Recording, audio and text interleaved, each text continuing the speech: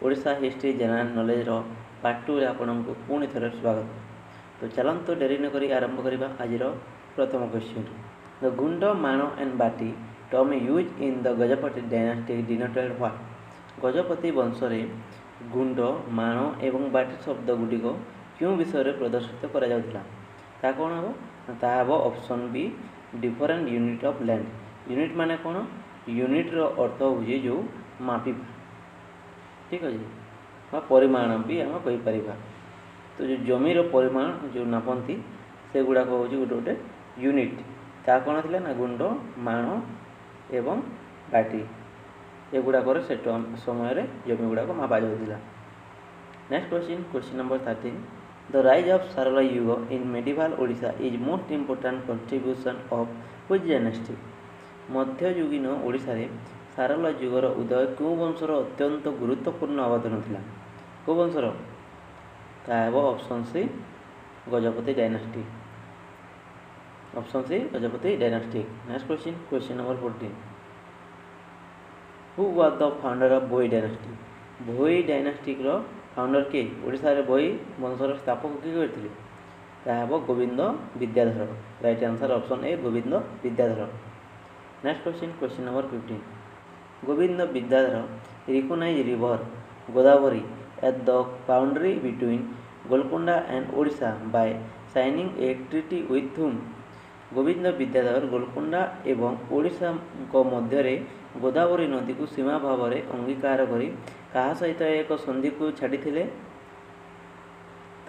Option C sultan of Golconda. Sultan of Golconda सहित संधि को छाणी जो गोटे नदी को जो गोदावरी नदी, ठीक अच्छे। Next question number 16। When did Mukund Dev एस्कैन the throne of Odisha. Mukund Dev केवे ओडिशार राजसिंहासन में आविर्भूत होते ऑप्शन ए 1560, ठीक अच्छे। Option A 1560 right answer. Next question number 17। When did the Muslim rules in Odisha. Odisha रे मुसलमान शासक। Question number 17। When did the Muslim rule in Odisha.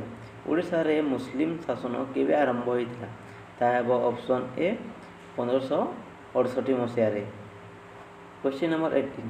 Who are the first Muslim ruler in Odisha.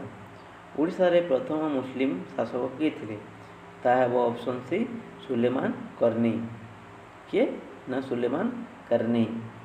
Next question number 19। Sulaiman Karrani appointed which of the following to governor of Odisha and Puri. Sulaiman Karrani Odisha एवं पुरी मध्य क्यों दुईटी शासक को नियुक्त करते कौन ना लोडी एवं कतल खान, जहाँकि option D. Next question number 20। Who or what was the Kalapahad in concept of the medieval history of Odisha. मध्ययुगीन ओडिशा रे कलापहाड़ किए किंबा कौन था। कौन थिला कलापहाड़ ता ना हिंदू जनरल ऑफ सुल्तान करानी। कार थिला ना हिंदू जनरल ऑफ सुल्तान करानी, जहाँकि हम option D.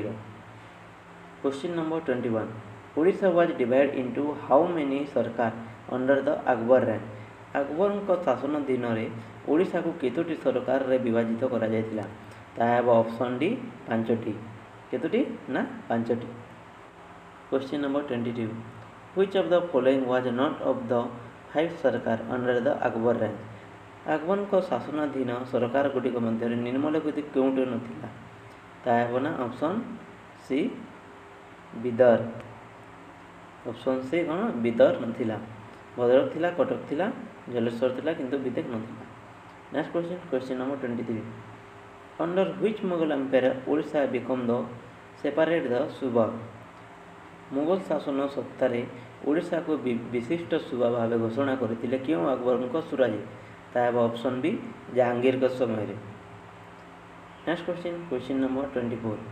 Which place in Odisha was the seat of Mughal administration using the Shah Jahan range.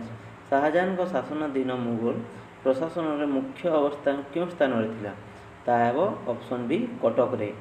कौन ना कटक रे। Next question number 25। Question number 25.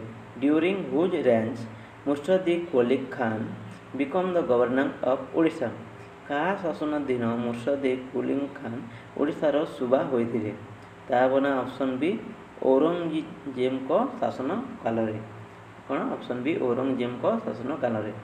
Next question number 26 who built a Qadam Rasul at Banga. Question number 23 who build a Qadam Rasul at Baleshwar. Baleshwar रे क्वादम रसूल किए निर्माण करथिले? ता हेबो ऑप्शन ए मोहम्मद ताकी खान। किए ना मोहम्मद ताकी खान जागे हेबो option A right answer. Next question number 27 which naib nazim attack the Jagannath temple of Puri. Jagannath मंदिर पुरी रे क्यों नाइम नजीम आक्रमण करथिले? किए आक्रमण करथिले? ना मोहम्मद ताकी खान आक्रमण करथिले जगन्नाथ मंदिर को। ठीक अछि। Next question number 28 Odisha was divide into how many broad political division under the Maratha. Odisha मराठाଙ୍କ शासन दिन केतेटी प्रधान राजनीतिक विभाग रे विभाजित होइतिला? ता हेबो दुईटी हैला जाके ऑप्शन सी दुईटी। Next question number 29 the pilgrimage tax for the first time in the Odisha was introduce by. Odisha रे प्रथम थर पर्यटन कर आविष्कृत करा जायतिला कि?